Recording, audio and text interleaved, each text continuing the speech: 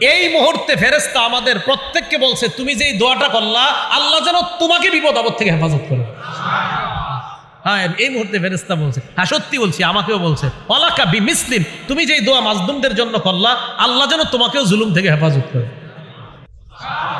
না, আমরা ওরকম দোয়া করতে পারছি না মনে হয়। যারা বিপদে আছে তাদের জন্য ওইভাবে দোয়া হচ্ছে না আমাদের, তাই তাদের দোয়াটা আল্লাহ কবুল করতেছে না, কারণ আমরা ওইভাবে করতে পারতেছি না।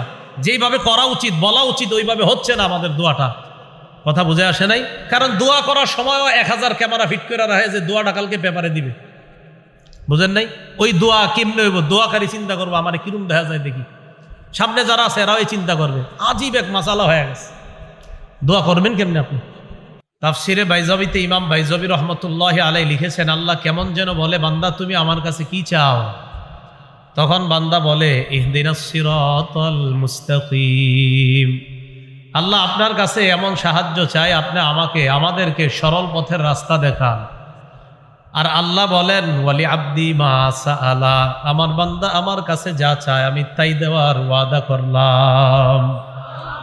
তো বান্দা আল্লাহর কাছে চায়, হেদায়েত চায়, আল্লাহ আমাদেরকে আপনি হেদায়েত দান করেন। সিরাতাল্লাযীনা আন'আমতা আলাইহিম, তাদের পথ আমাদেরকে দেখান যাদেরকে আপনি নেয়ামত দান করেছেন। যাদেরকে নেয়ামত দান করেছেন তারা কারা? 4 শ্রেণী উদ্দেশ্য তাদের দ্বারা।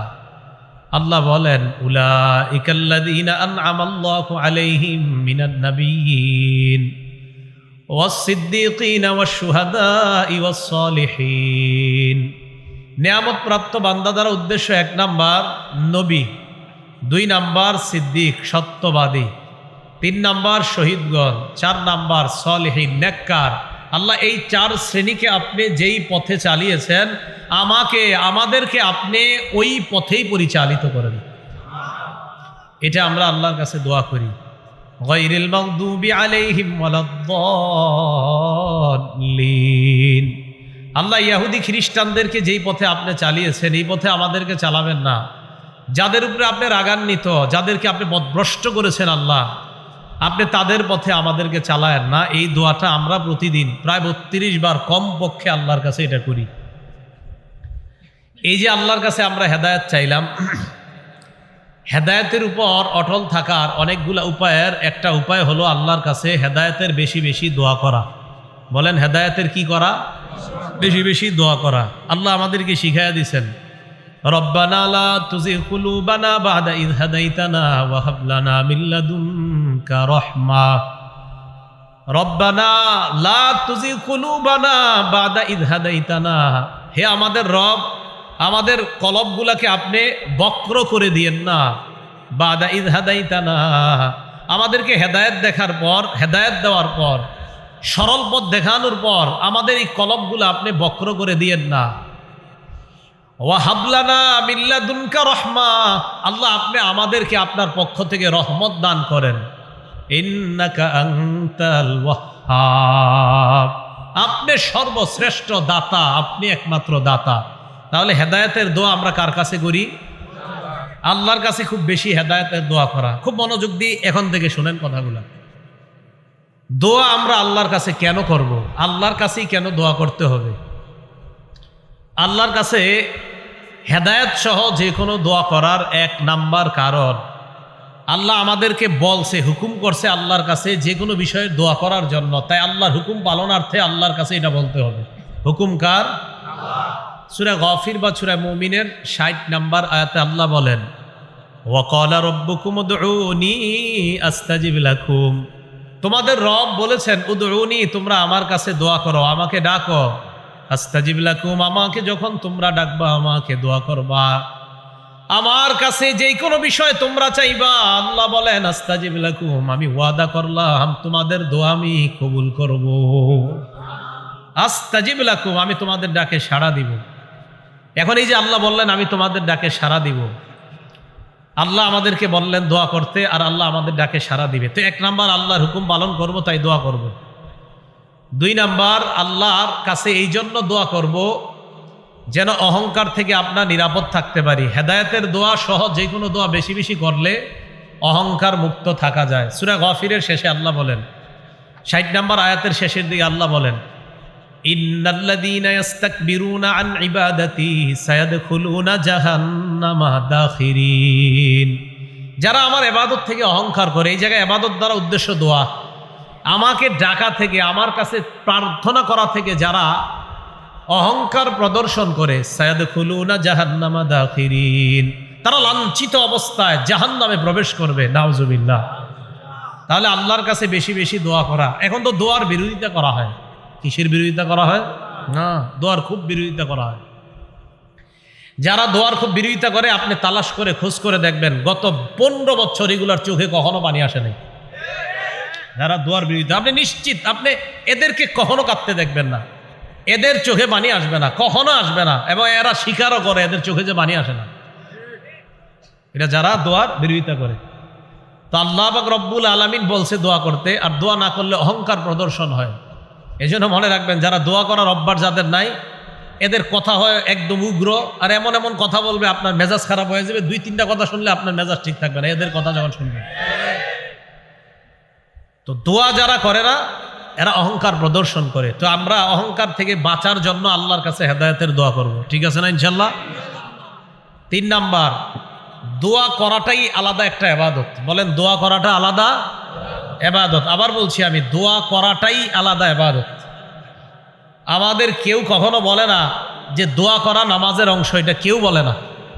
দোয়া করা এটা আলাদা ইবাদত। এই কথাটা লিখে রাখবেন সারা জীবন। যারা বিরোধিতা করেন এটা লিখে রাখবেন, দোয়া আলাদা ইবাদত। তিরমিজি শরীফের বর্ণনা, 2969 নম্বর হাদিসের বর্ণনা। ক্বালা রাসূলুল্লাহ সাল্লাল্লাহু আলাইহি ওয়াসাল্লাম, আদ-দুআউ ইবাদা। আল্লাহ নবী বলেন, দোয়া করাটা, আল্লাহকে ডাকাটা, আল্লাহর কাছে কোনো কিছু চাওয়াটাই আলাদা একটা ইবাদত। এর মানে আমি আল্লাহর কাছে যখন হেদায়েতের দোয়া করব, আল্লাহ তুমি আমাকে হেদায়েত দিয়ে দাও, বলেন এই যে আল্লাহর কাছে দোয়া করলাম, এটা একটা ইবাদত। কে বলছে? নবী। আমি যে আল্লাহরে বললাম, আল্লাহ আমারে হেদায়েত দান করেন, দোয়া করলাম, এটা কি একটা ইবাদত? এই কথা কার কথা? রাসূল সাল্লাল্লাহু আলাইহি ওয়াসাল্লামের কথা। তাহলে আমরা এই জন্য দোয়া করব, কারণ দোয়া একটা ইবাদত। 4 নাম্বার, আমরা এই কারণে দোয়া করব, আল্লাহ যেন বেশি বেশি আমাদের প্রতি খুশি হয়, তাই দোয়া করব। আল্লাহ যেন রাগ না করে, বরং আমাদের প্রতি যেন আল্লাহ খুশি হয়, তাই কি করব? আমরা দোয়া করব। দলিল, তিরমিজি শরীফের 3373 নম্বর হাদিসের বর্ণনা। ক্বালা রাসূলুল্লাহ সাল্লাল্লাহু আলাইহি ওয়াসাল্লাম, আল্লাহ নবী বলেন, মান লাম ইয়াসআলিল্লাহ ইয়াগদাব আলাইহি।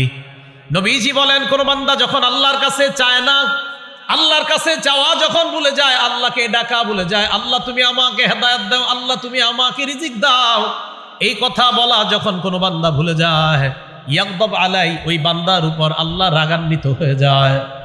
আল্লাহ তার উপর রাগ করে, যে আল্লাহর কাছে চায় না, তার উপর আল্লাহ কি হয়? রাগান্বিত হয়। আল্লাহ তার উপর গুসা করেন, আল্লাহ তার উপর রাগ করেন। আল্লাহ রাগ থেকে যেন আমরা বেঁচে থাকতে পারি, আল্লাহ তৌফিক দান করেন।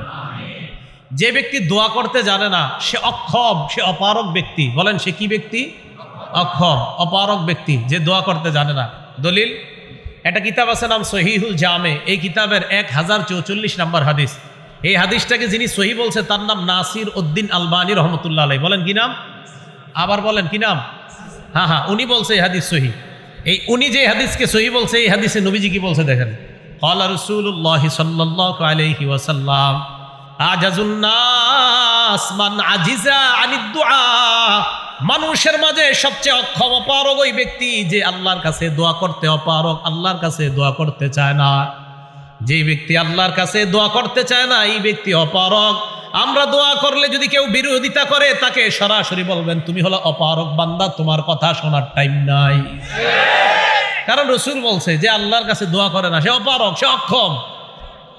ওয়া আবখালুন নাস মান বাখিলা বিস সালাম, এই হাদিসে বলছে সবচেয়ে কৃপণ ওই ব্যক্তি, যেই ব্যক্তি সালাম দিতে কৃপণতা করে, এই ব্যক্তি সবচাইতে বড় কৃপণ। যে সালাম দিতে কৃপণতা করে, সে সবচাইতে বড় কৃপণ। তাহলে আমরা সবচেয়ে অপারগ ব্যক্তি হব না দুনিয়ার, কারণ আমরা আল্লাহরে ডাকতে জানি, আর আল্লাহরে যে ডাকতে জানে সে কখনো অপারগ হয় না। এই জন্য আল্লাহর কাছে বেশি বেশি দোয়া করা, আল্লাহ তৌফিক দান করেন। হাদিসের মধ্যে আসছে, কোনো ব্যক্তি যখন আল্লাহর কাছে দোয়া করে, তখন আল্লাহ পাক রব্বুল আলামিন তার যদি কোনো পেরেশানি থাকে, তার কোনো ঋণ থাকে, এই ব্যাপারেও যদি আল্লাহকে বলে, যদি কায়ে মনোবাক্যে বলে ইনশাল্লাহ তার পেরেশানি, তার ঋণ সহ যা বলবে আল্লাহকে, আল্লাহ তার ওই পেরেশানি থেকে তাকে হেফাজত করবেন। দলিল আবু দাউদ শরীফ 1555 নম্বর হাদিসের বর্ণনা।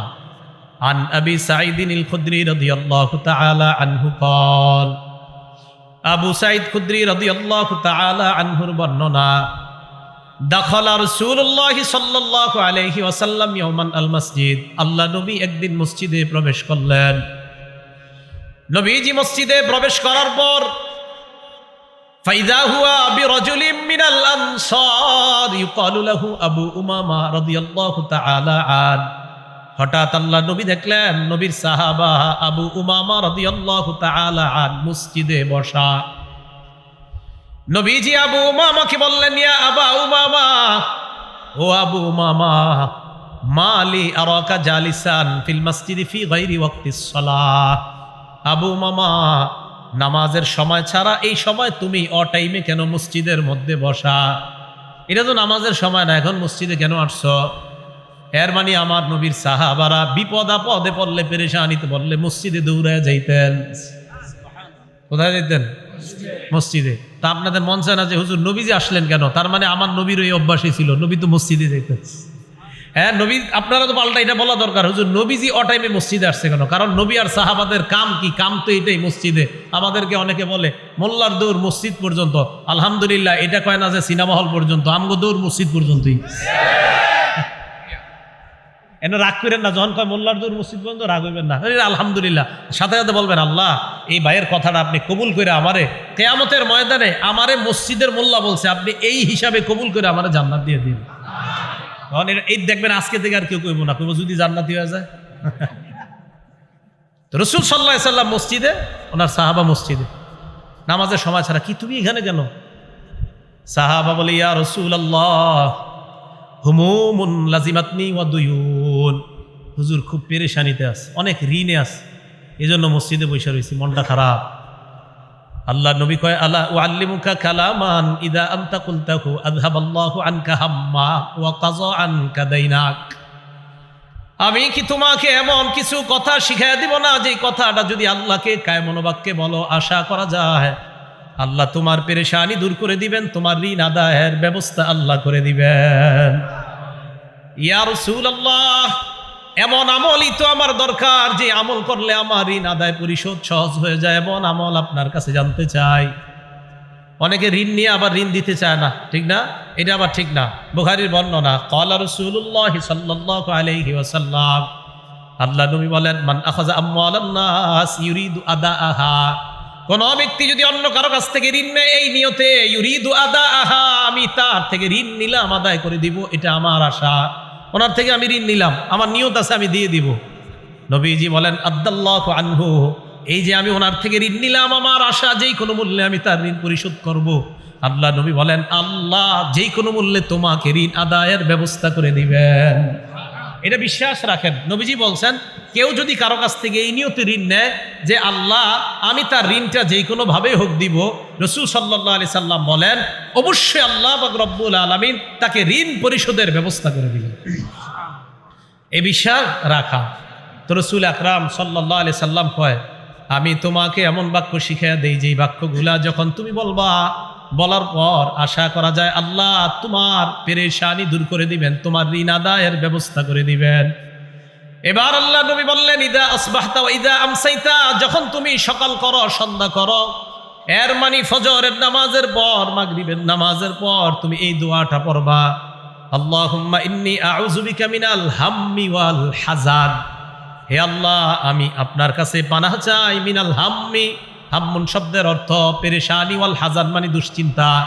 আল্লাহ আপনার কাছে আমি পেরেশানি এবং দুশ্চিন্তা থেকে পানাহ চাই, ওয়াল আজিজি ওয়াল কাসাল, অপারগতা এবং অলসতা থেকে আপনার কাছে পানাহ চাই, ওয়া আউযু বিকা মিনাল জুবনি ওয়াল বুখলি, কোন বর্ণনায় মিনাল বুখলি ওয়াল জুবনি, আল্লাহ ভীরুতা, কাপুরুষতা এবং কৃপণতা থেকে আপনার কাছে পানাহ চাই, ওয়া গলাবাতিদ দাইনি, আরেক বর্ণনায় ওয়া মিন গলাবাতিদ দাইন, ঋণের প্রাচুর্যতা, ঋণের আধিক্যতা থেকে আপনার কাছে পানাহ চাই, ওয়া কাহরির রিজাল, মানুষের অনিষ্টতা, মানুষ আমার উপর জুলুম নির্যাতন যেন না করে, মানুষের ধমক ধমকি থেকে আপনার কাছে পানাহ চাই।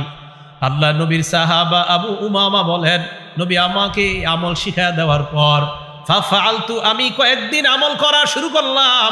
আযহাবাল্লাহু আন্নী হাম্মি, কিছুদিনের মধ্যে আল্লাহ আমার পেরেশানি দূর করে দিলেন। ওয়া কাযা আন্নী দাইনি, আল্লাহ আমার পক্ষ থেকে আমার ঋণ আদায়ের সুন্দর ব্যবস্থা করে দিলেন। আমি এই দোয়াটা করতে লাগলাম, নবীজির শিখানো দোয়া আমি কিছুদিন করলাম, করার পর দেখলাম আল্লাহ পাক রব্বুল আলামিন আমার পেরেশানি দূর করে দিছে, আমার ঋণ আদায়ের ব্যবস্থা আল্লাহ করে দিয়েছেন। এখন আমরা যারা দোয়া করি, দোয়া করার সময় অনেকে বলি হুজুর দোয়া করি কবুল তো হয় না। কি করি? দোয়া করি কবুল হয় না, এই অভিযোগ আছে কিনা সবার? অনেকের আছে। আল আদাবুল মুফরাদ একটা কিতাব আছে, এই কিতাবের 710 নম্বর হাদিস, ক্বালা রাসূলুল্লাহ সাল্লাল্লাহু আলাইহি ওয়াসাল্লাম, আল্লাহ নবী বলেন, মা মিন মুসলিমিন ইয়াদউ, কোন মুসলমান যখন দোয়া করে দুইটা শর্তে। কয় শর্তে? কোন মুসলমান দুই শর্তে দোয়া করে। এক নাম্বার, লাইসা বিইসমিন, কোন গুনাহের দোয়া করা যাবে না। এখন সিনেমা হল চালু করার আগেও দোয়া করে, আবার সিনেমার উদ্বোধন হবে, মহরত, শুভ মহরতের আগে দোয়া করে, হুজুর নিয়ে দোয়া করায়। কিসের উদ্বোধন? সিনেমা মহরতের উদ্বোধন। আরে নবী বলছেন দুই শর্তে দোয়া করা, এক গুনাহের দোয়া করা যাবে না।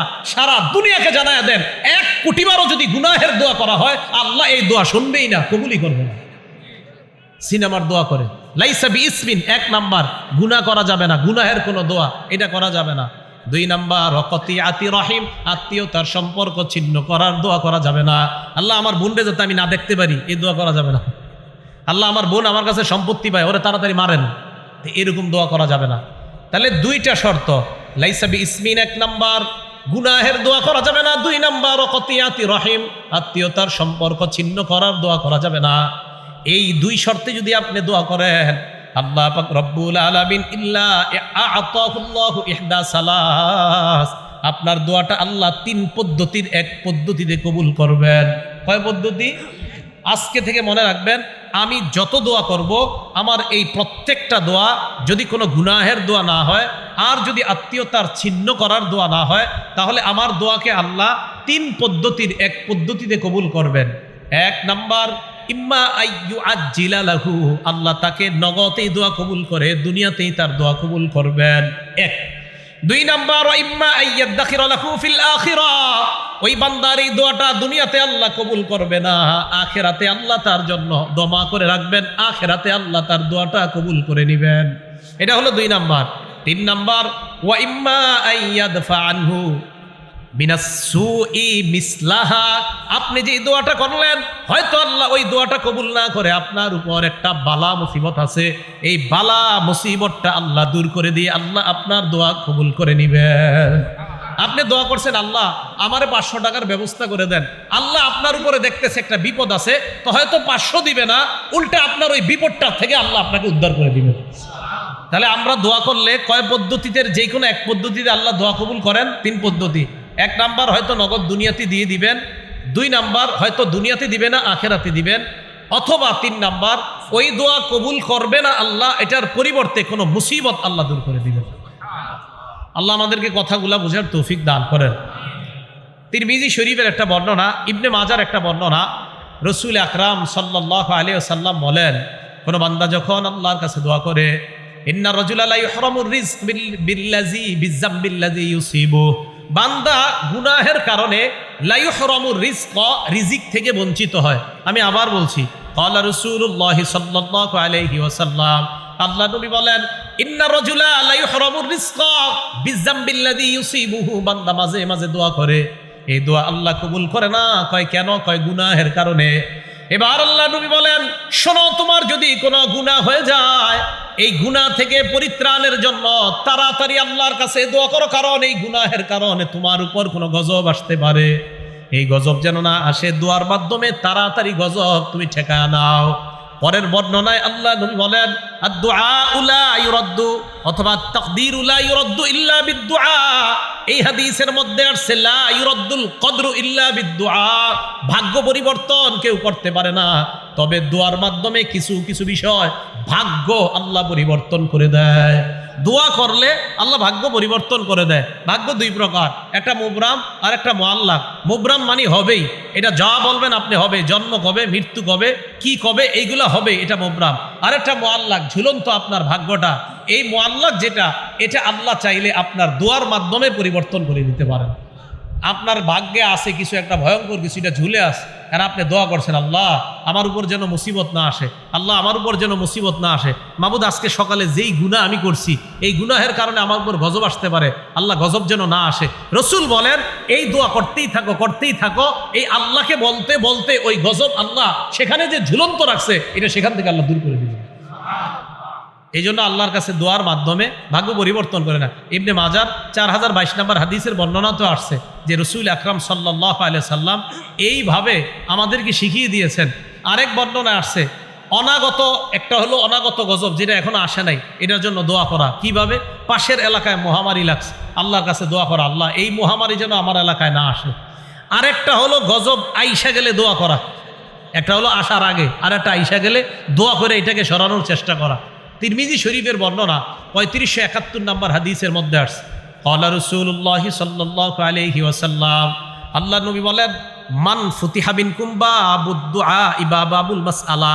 আমার আপনার আমাদের যদি কারো ভাগ্য এরকম হয়ে যায় যে আমরা খুব বেশি বেশি দোয়া করতে পারি। আবার বলছি, নবীজি বলেন তোমাদের কারো ভাগ্য যদি এমন হয় যে নাকি বেশি বেশি আল্লাহর কাছে দোয়া করতে পারো, তোমাদের ভাগ্য যদি এমন হয়, আপনাদের মাঝে এক লোক খালি দোয়া করে আল্লাহ মাফ করে দেন, ফজরের পরেও দোয়া করে, মাগরিবের পরেও মসজিদের কোনায় বসে দোয়া করে, এশার পরেও দোয়া করে, জোহরের পরে এক কোনায় বসে আল্লাহর কাছে চোখের পানি ছাড়ে।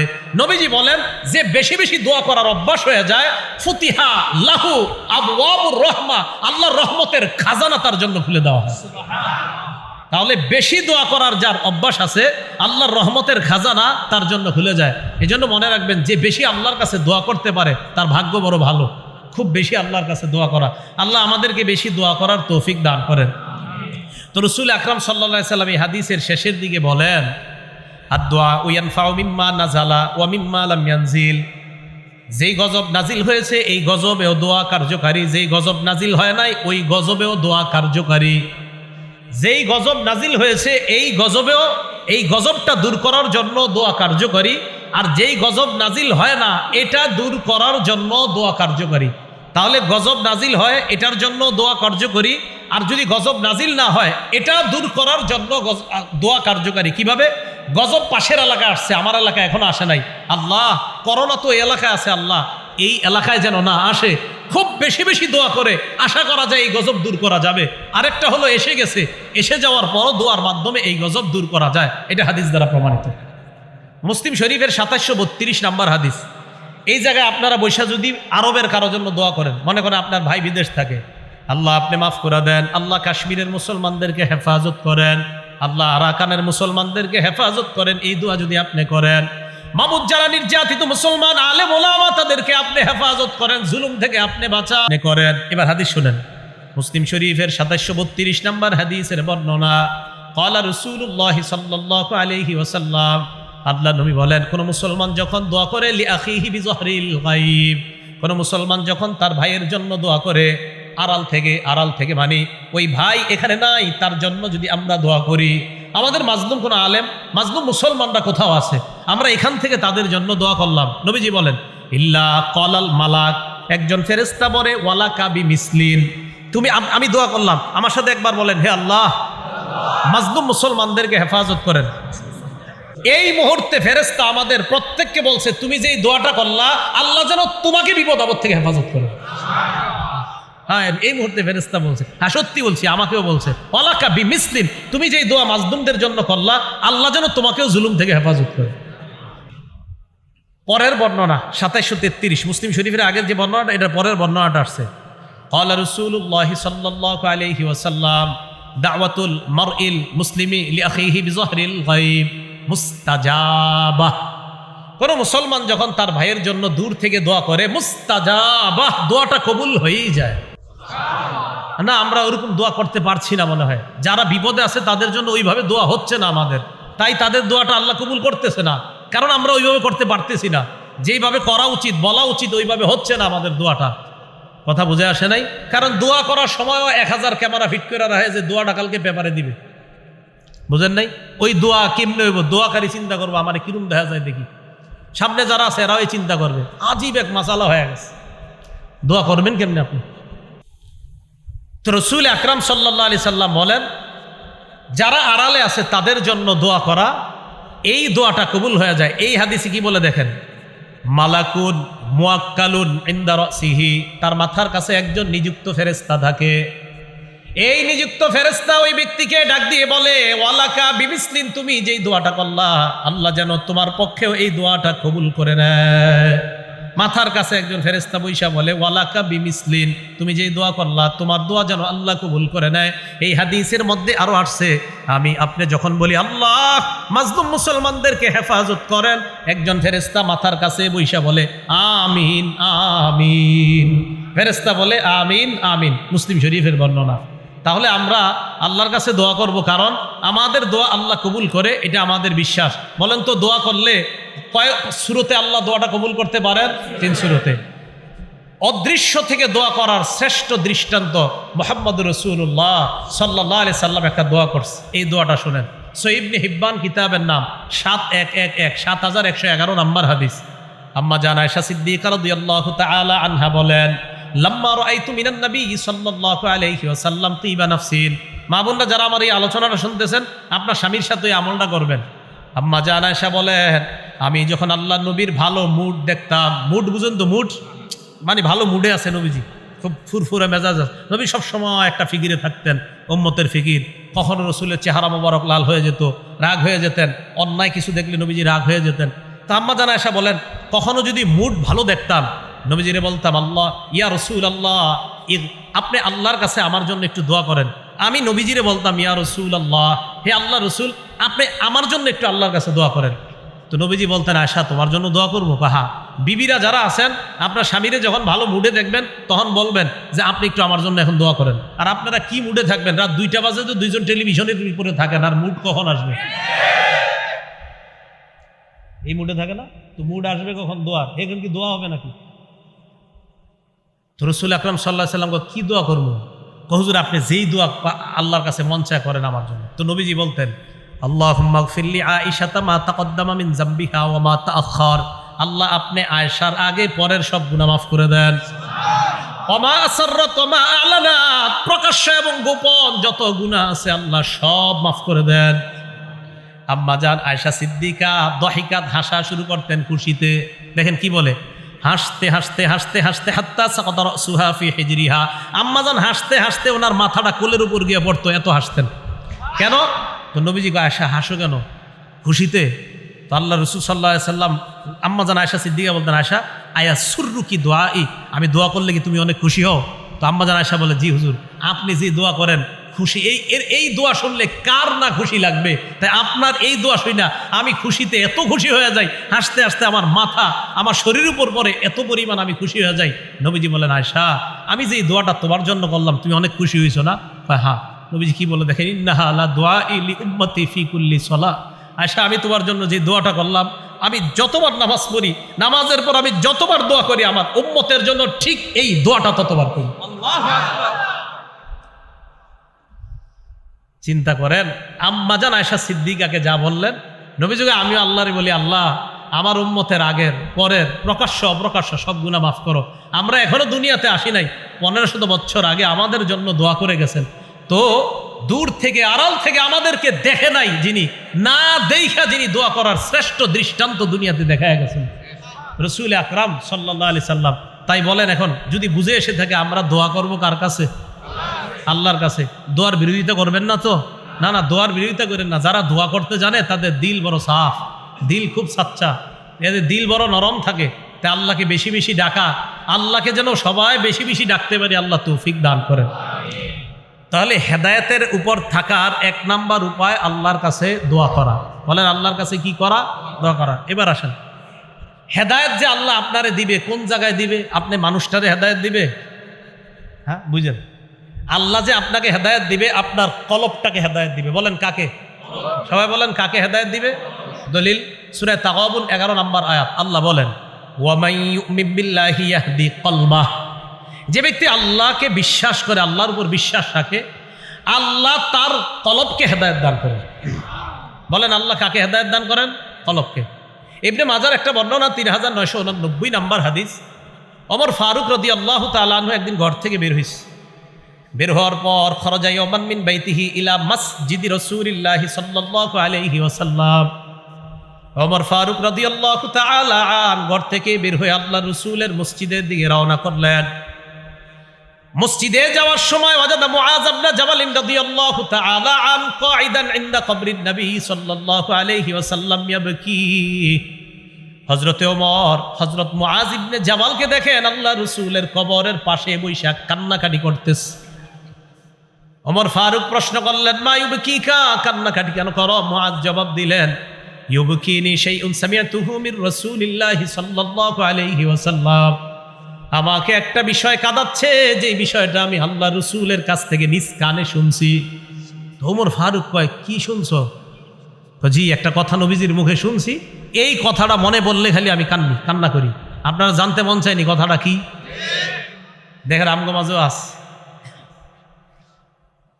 ওমর ইবনুল খাত্তাব বলেন, কি কথা বলো? মুআজ ইবনে জাবাল বলেন, আল্লাহ রাসূল বলছেন, ইন্না ইয়াসীরার রিয়াই শিরকুন। সামান্যতম রিয়া করাও শিরিক, সামান্যতম লোক দেখানো আমল করাও শিরিক। সামান্যতম লোক দেখানো আমল করাও কি শিরিক। এই যে আল্লামা লেখা দিয়েছেন আপনারা, এই জায়গায় কি লেখা দিয়েছেন? হ্যাঁ, আল্লাহর কসম আমি খুশি হই নাই। এটা কেন লেখছেন? আল্লামা যে লেখছেন, আল্লামা বুঝেন কারে কয়? হ্যাঁ, মনে করেন 2-4টা হাদিস মুখস্থ বলতে পারি দেখি আমি আল্লামা। অনেকে আবার লেখে হাফেজুল হাদিস। হাফেজুল হাদিসের একটা সংজ্ঞা আছে তো, যেই পরিমাণ হাদিস মুখস্থ থাকলে হাফেজুল হাদিস বলা হয়, ওই পরিমাণ হাদিস আমার মুখস্থ নাই। তা আমার কেন হাফেজুল হাদিস লেখেন? এই আল্লামা লিখবেন না। আপনাদের এই লেখাতে আমি খুশি হইনি। আল্লামা লিখবেন না। যার সাথে মোবাইলে কথা বলেন ও বারবার বলে আল্লামা লেখা নিষেধ, হয়তো এই জায়গায় বলা হয় নাই। আল্লামা লিখেন না। আল্লামার একটা ওয়েট আছে, একটা ওজন আছে। বলতেছেন হুজুর আপনি খুব বিনয় দেখাচ্ছেন, ঘোড়ার ডিম দেখাইতেছি। আল্লামা এটা না লেখা বিনয় না। আল্লামা হওয়া এত ঘোড়ার ডিম খুঁজে খুঁজে ওলামা একরাম চিনে নেয় জায়গায় জায়গায়। তো আল্লামা যেখানে সেখানে আল্লাহর হস্তে লাগাই দিয়েন না। ইন্না ইয়াসীরার রিয়াই শিরকুন, সামান্য লোক দেখানো আমল করা শিরিক। লাম ইউকরাবু বা লাম ইউরাফু, তাকে চেনে না এমন ভাব ধরে, কে তুমি, কোন জায়গায় আছো, কই থাকো, চিনে না, ভাব ধরে না।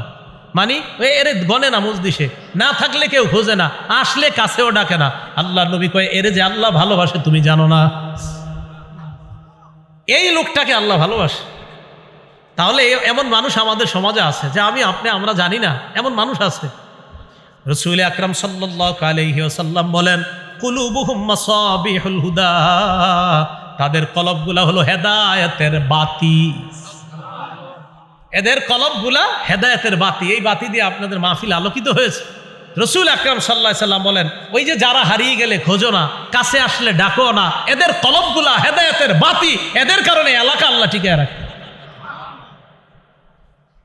তাহলে বলেন হেদায়েতের জায়গা কোথায়? কলব। আল্লাহ কলবকে হেদায়েত দান করে, সেটা বুঝাইতে চাইলাম আমি।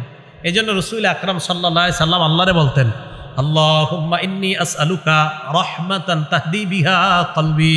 হে আল্লাহ, আমি আপনার কাছে এমন দয়া চাই, যেই দয়ার মাধ্যমে আপনি আমার কলব হেদায়েত দিয়ে দেন। তাহলে বলেন আমার সাথে, ওলামারা ছাড়া অন্য যারা সাধারণ আছেন তারা আমার সাথে বাংলাটা বলেন, হে আল্লাহ, আপনার কাছে এমন রহমত চাই, যেই রহমতের কারণে, যেই রহমতের মাধ্যমে, যেই রহমত দিয়ে আমার কলবকে হেদায়েত দান করেন। এই কথাটা বেশি বেশি আল্লাহরে বলবেন, ইনশাআল্লাহ হেদায়েতের উপর রেখেই আল্লাহ আপনার মৃত্যু দান করবেন। এটা একটা। আরেকটা সূরা ইউসুফের আয়াতটা যদি পড়তে পারেন, গালেবান 101 বা 111 নম্বর আয়াত, 101ই হবে মনে হয়, বা 111 সম্ভবত, সূরা ইউসুফের। ফাতিরাস সামাওয়াতি ওয়াল আরদ আনতা ওয়ালিয়্যি ফিদ দুনিয়া ওয়াল আখিরাহ তাওয়াফানি মুসলিমা ওয়া আলহিকনি বিস সালিহিন। হে আসমান জমিনের সৃষ্টিকর্তা, ফাতিরাস সামাওয়াতি ওয়াল আরদ তাওয়াফানি মুসলিমা, আল্লাহ তুমি আমাকে মুসলমান অবস্থায় মৃত্যু দিয়ে দিও। ওয়া আলহিকনি বিস সালিহিন, নেককার মানুষের সাথে আমাকে তুমি মিলায়া দিও। ইউসুফ নবী বাদশা ছিলেন, নবী ছিলেন, এরপরে আল্লাহর কাছে দোয়া করতেন, আল্লাহ তাওয়াফানি মুসলিমা। নবী কয় আল্লাহরে তাওয়াফানি মুসলিমা। বাদশা আল্লাহরে কয়, বাদশা আবার নবী, খাদ্যমন্ত্রী আবার নবী, আবার উনি আল্লাহরে কয়, একজন নবী আল্লাহরে কয় তাওয়াফানি মুসলিমা। আল্লাহ আপনি আমারে মুসলমান অবস্থায় মৃত্যু দিয়েন। কে বলছে? একজন নবী। তা আমি আপনি কি বলা উচিত আল্লাহকে? এই জন্য আল্লাহর কাছে খুব বেশি বেশি বলা। আমি যার কাছে বুখারী শরীফ পড়ছি, আল্লামা আবু জাফর আল কাসিমি দামাত বরকাতুহুল আলিয়া, হজরতে আবদুল্লাপুর, বর্তমান আবদুল্লাপুর মাদ্রাসার শেখুল হাদিস, হজরতের মুখে শুনছি, এইটা যদি কেউ নিয়মিত পড়তে পারে ইনশাল্লাহ আশা করা যায় আল্লাহ যদি তার এই দোয়াটা কবুল করেই নেই, আশা করা যায় হেদায়েত দিয়ে মুসলমান অবস্থায় তার মৃত্যু দিবে আল্লাহ। তো রসুল আকরাম সাল্লাল্লাহু আলাইহি সাল্লাম আল্লাহরে বললেন, আল্লাহ এমন হেদায়েত আপনার কাছে চাই যার মাধ্যমে আপনি আমার দিলকে হেদায়েত দিবেন, এমন রহমত চাই যার মাধ্যমে আপনি আমার দিলকে হেদায়েত দিবেন। এবার আশ্চর্য একটা হাদিস শোনেন রসুল আকরাম সাল্লাল্লাহু আলাইহি সাল্লামের, এই দুই আঙ্গুলের দিকে তাকান, সাল্লাল্লাহু আলাইহি সাল্লাম। মুসলিম শরীফের 2654 নম্বর হাদিস, আমাদের মাদ্রাসার পাঠ্যপুস্তক অনুসারে মোট হাদিস সংখ্যা হবে 3033টা। এই হাদিসের মধ্যে আসছে, ক্বালা রাসূলুল্লাহ সাল্লাল্লাহু আলাইহি ওয়াসাল্লাম, ইন্না কুলুবা বানি আদামা কুল্লাহা বাইনা ইসবাইনি মিন আসাবির রহমান। মাঝে মাঝে নিজেরা ট্রাই করবেন। এখন যার যে নিচে এইভাবে দুই আঙ্গুল দিয়ে, এই দুই আঙ্গুলের দিকে একটু তাকান, দেখেন আমার অনুবাদটা শোনেন আর আঙ্গুলের দিকে তাকান। রাসূল সাল্লাল্লাহু আলাইহি সাল্লাম বলছেন, শোনো উম্মত, পুরা দুনিয়ার সমস্ত কলবগুলা আল্লাহর এই দুই আঙ্গুলের মাঝে কাকলবিন ওয়াহিদিন, একটা কলবের মতো, মানে এট এ টাইম, একই মুহূর্তে সারা দুনিয়ার কোটি কোটি কলবগুলা আল্লাহ একই মুহূর্তে একই সময় দেখতে পায়। এই দেখতেছে, আমি আরিফ বিন হাবিবের কলব দেখতেছি, আপনাদের কলব এক সময় আল্লাহ দেখতেছেন। মাঝে মাঝে চিন্তা করবেন যে আল্লাহ ইন্না লিল্লাহ, সর্বনাশ মাবুদ, তুমি তো আমার কলব এখন দেখতেছো। রাসূল আকরাম সাল্লাল্লাহু আলাইহি সাল্লাম এভাবে বলেন, দুই আঙ্গুলের মাঝে পুরা দুনিয়ার কলবগুলো একটার মতো। এবার কি কয় দেখেন, ইউসরিফুহু হাইসু ইয়াশা, যেইভাবে চায় এইভাবে নাড়াইতে পারে। সুম্মা ক্বালা রাসূলুল্লাহ সাল্লাল্লাহু আলাইহি ওয়াসাল্লাম, আল্লাহুম্মা মুসাররিফাল কুলুব সাররিফ কুলুবানা আলা তাআতিক।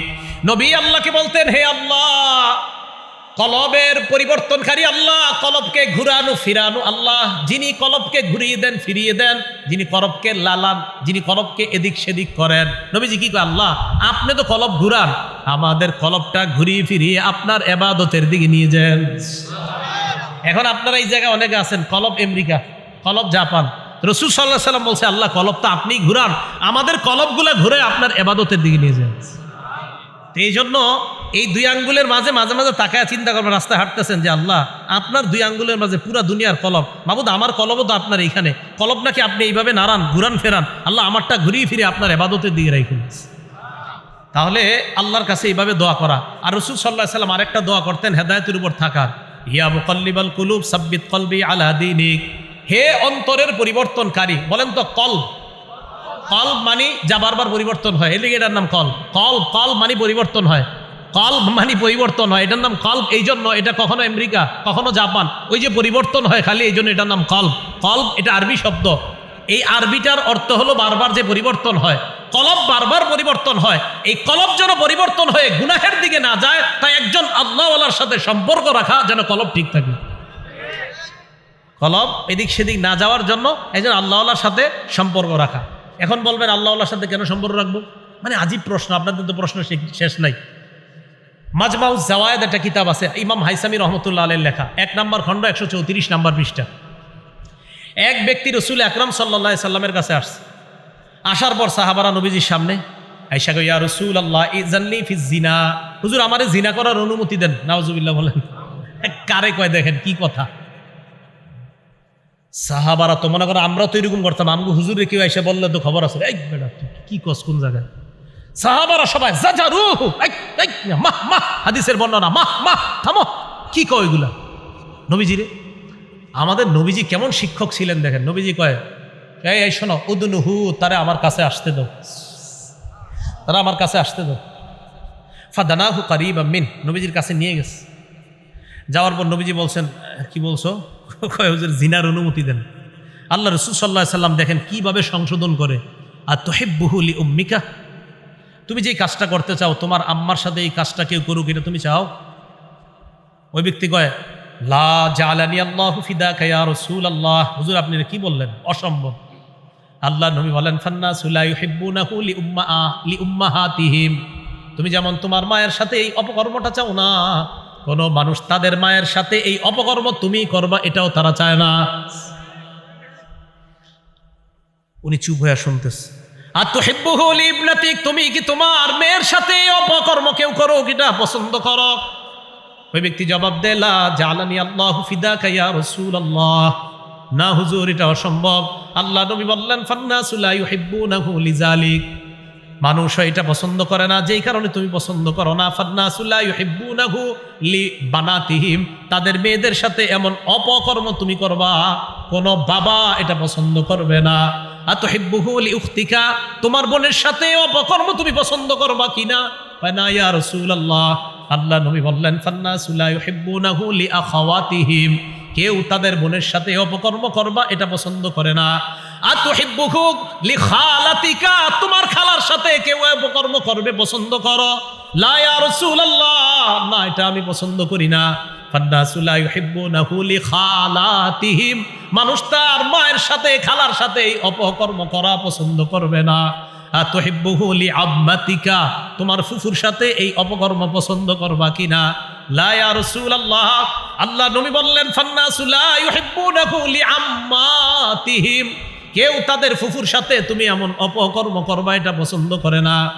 আল্লাহ নবী এভাবে হাত রাখলেন, রাখার পর বললেন আল্লাহুম্মা গফির যামবাহ, আল্লাহ তার গুনাহগুলো আপনি মাফ করে দেন। ওয়া তাহহির কলবাহ, আল্লাহ তার কলবটা আপনি পবিত্র বানায় দেন। ওয়া হাসসিন ফারজাহ, আল্লাহ তার লজ্জাস্থানটাকে আপনি একদম হেফাজত করেন। তাহলে শায়েখের দরকার আসেনি? শায়েখের দরকার আসেনি? এই যে শায়েখ বলতেছে, আল্লাহরে বলতেছে, আল্লাহ আল্লাহর কাছে কেন যাবেন জানেন? আল্লাহ আল্লাহ আপনার জন্য দোয়া করবে। আপনি তো ওনার কাছে যাবেন, যাওয়ার পর সব হালাত বলে আসবেন, হুজুর আমি তো এই সমস্যায় আছি। আপনি যে আইসা পড়ছেন আপনি জানেন না উনি যে তাহাজ্জুদ করে আপনার জন্য দোয়া করে। এই দোয়ার কারণে ওই যে আল্লাহরে বলে আল্লাহ এই ছেলেটা আমার কাছে আসছে, আল্লাহ তারে গুনাহ করায়েন না। এই যে নবীজি বলতেছে আল্লাহ তার গুনাহ মাফ করে দেন। অতহির কলবা, আল্লাহ তার কলবটা আপনি পবিত্র বানায় দেন। ও হাসিন ফারজা, আল্লাহ তার লজ্জাস্থানটাকে আপনি হেফাজত করেন।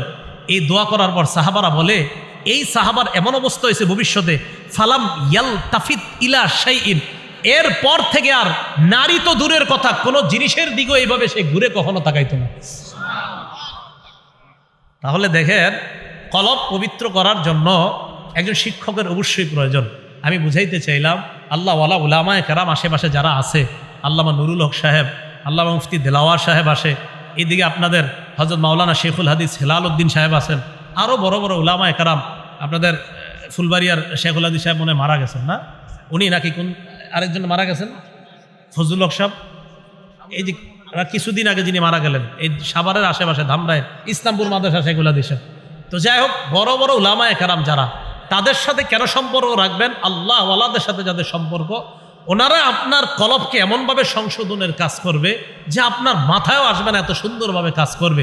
তো বুঝাইতে চাইলাম কলবটার মধ্যেই হেদায়েত দেয় আল্লাহ, এটা হেদায়েতের জায়গা।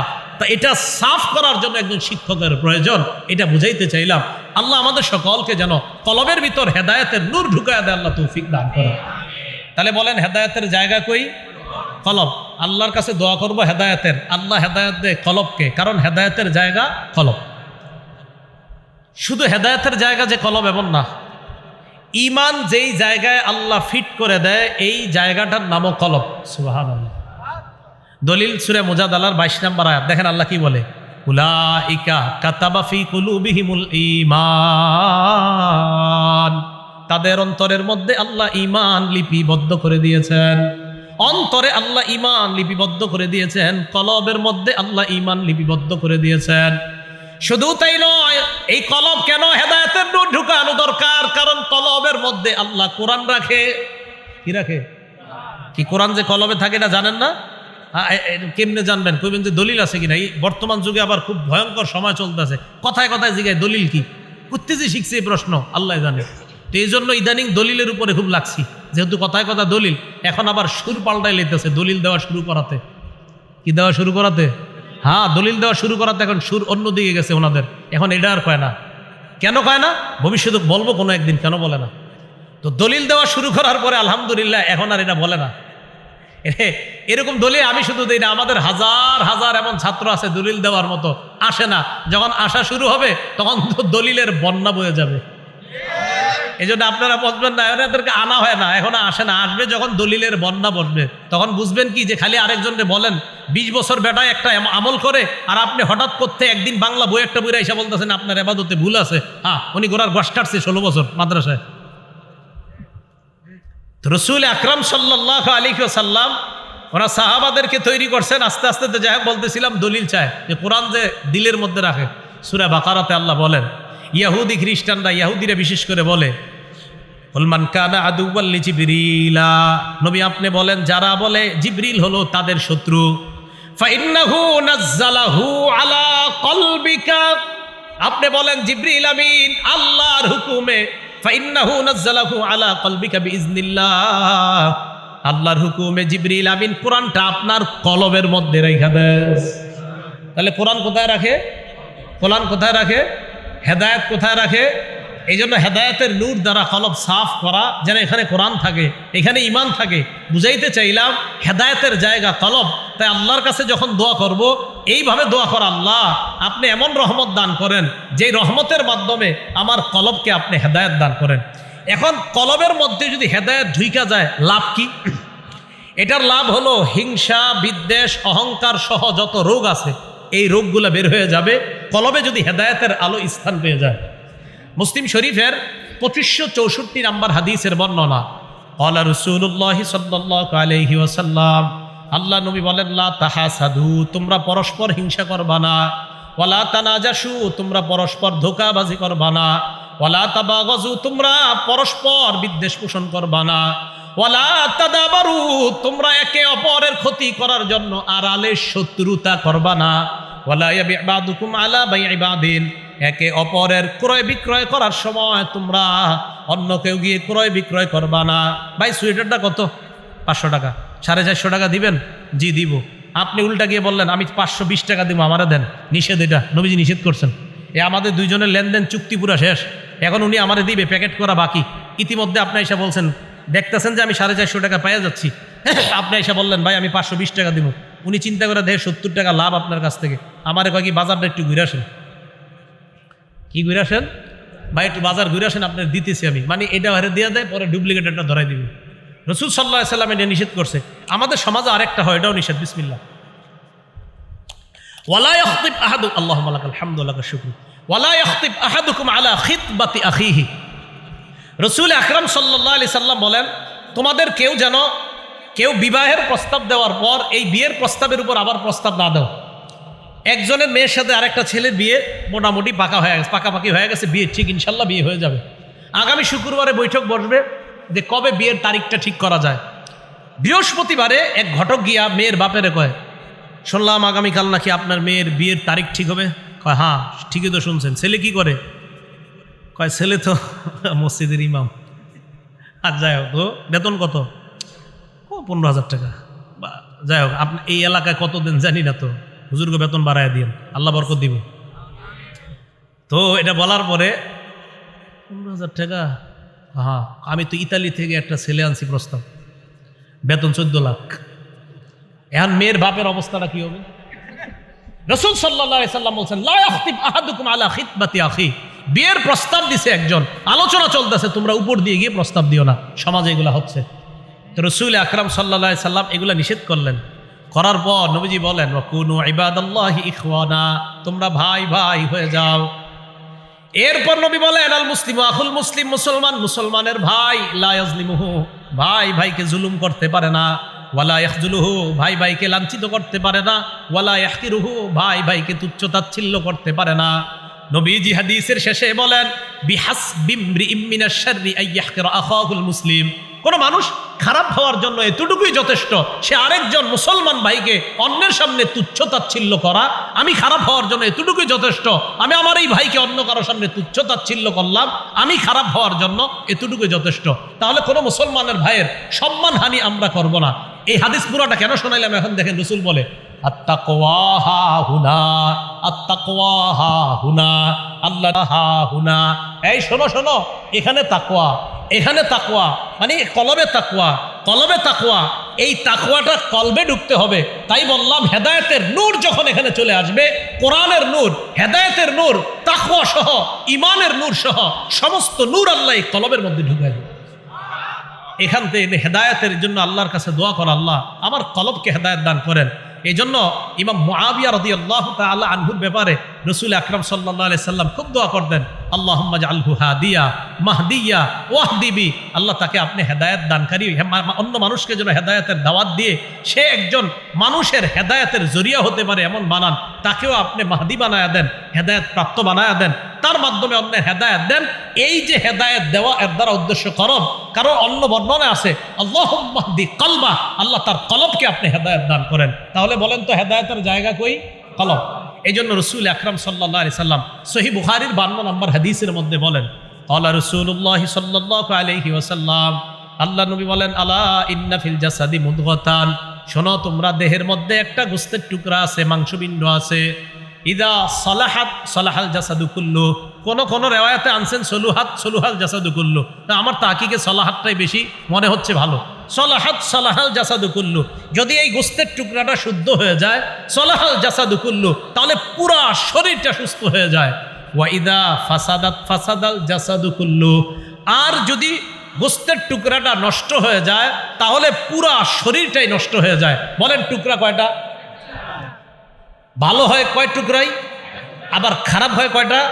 মানে আলাদা একটা না একটাই, মানে ভালো হয় ওই একটাই, খারাপও হয় ওই একটা। নবীজি বলে আলা ওয়াহিয়াল কলব, শোনো এটা হলো কলব, এটা হলো কলব। আল্লাহ আমাদের সকলকে, আল্লাহ আপনি আমাদের কলবগুলাকে হেদায়েত দান করেন। তো বুঝাইতে চাইলাম কলব হেদায়েত দান, এই জন্য আল্লাহর কাছে খুব বেশি দোয়া করব। আর এই হেদায়েতটা যেন আমার কলবের মধ্যে বসে যায়, তাই কোনো আল্লাহওয়ালার কাছ থেকে আমরা সবক গ্রহণ করব, আল্লাহওয়ালার দরবারে যাব, আল্লাহওয়ালার কাছে গিয়ে আমাদের হালাত বলবো, আমাদের নিজেদের জীবনের বিভিন্ন গুনাহ যেটা আমরা অন্যের কাছে বলতে পারি না বা গুনাহ ছাড়তে পারি না, এইগুলা কোনো আল্লাহওয়ালার কাছে গিয়ে বলা। তো এই জন্য যেই কথাটা বলতেছিলাম, ইহদিনাস সিরাতাল মুস্তাকিম থেকে আমরা আলোচনাটা আসতেছিলাম যে আল্লাহর কাছে হেদায়েতের দোয়া করা, রব্বানা লা তুযিগ কুলুবানা বা'দা ইয হাদাইতানা ওয়া হাব লানা মিন লাদুনকা রাহমা, এটার মাধ্যমে আল্লাহর কাছে হেদায়েতের দোয়া করা। আর দোয়া, হেদায়েতের দোয়া আল্লাহর কাছে কেন করব, এর অনেকগুলা কারণ আমরা জেনেছিলাম। আর হেদায়েত আল্লাহ দেয় কোথায়? কলবে আল্লাহ হেদায়েত দান করে, তাই কলব সংশোধনের বিকল্প নাই। এজন্য খুব বেশি আল্লাহর কাছে দোয়া করা যে আল্লাহ আমাদের কলবকে আপনি হেদায়েত দান করেন। আল্লাহ এই এলাকার সকল নারী পুরুষ, উলামা তুলাবা সুলাহা আইম্মা মাসাজিদ খোতাবায়ে মাসাজিদ সহ সকলের কলবগুলা হেদায়েত দান করে আবার যেন জান্নাতে আমাদেরকে একত্রিত করেন, আল্লাহ তৌফিক দান করেন। আমিন। ওয়া আখিরু দাওয়ানা আনিল হামদুলিল্লাহি রাব্বিল আলামিন। ও আচ্ছা, একটু বসেন। আমাদের আলামিন সাইফি ভাই মাদ্রাসা, মসজিদ, স্কুল, কলেজ, পুরুষ, মহিলা, শিশু, কিশোর, বয়স্ক সবার জন্য সহজ কোরআন শিক্ষা। আলামিন সাইফি ভাইয়ের একটা জিনিস আমার খুব পছন্দ, উনি যেমনি পড়ায় না, আমার ওই দিন দেখাইছে ড্রাইভার সাহেব গাড়িতে বৈশা